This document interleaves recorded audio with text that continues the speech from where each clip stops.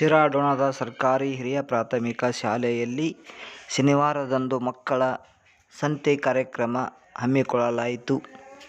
ಕಾರ್ಯಕ್ರಮವನ್ನು ರೇವತಗಾಂವ್ ಗ್ರಾಮ ಪಂಚಾಯಿತಿ ಉಪಾಧ್ಯಕ್ಷರಾದ ಸುರೇಶ್ ಬನ್ಸೋಡೆಯವರು ಉದ್ಘಾಟಿಸಿದರು. ಬದನೆಕಾಯಿ, ಗೆಣಸು, ಬಾಳೆ, ಪೇರಳೆ, ಚಕ್ಕು, ಲಿಂಬೆ, ಪಪ್ಪಾಯಿ, ಬೆಂಡೆ, ಹೀರೆಕಾಯಿ, ಸೌತೆಕಾಯಿ, ಅವರೆಕಾಯಿ, ಗಜ್ಜರಿ, ವಿವಿಧ ಸೊಪ್ಪು, ತರಕಾರಿ, ಹಣ್ಣು, ಪಾನಿಪುರಿ ಸೇರಿದಂತೆ ವಿವಿಧ ತಿಂಡಿ ತಿನಿಸುಗಳನ್ನು ಶಾಲಾ ಸಂತೆಯಲ್ಲಿ ಮಾರಾಟ ಮಾಡಿದರು.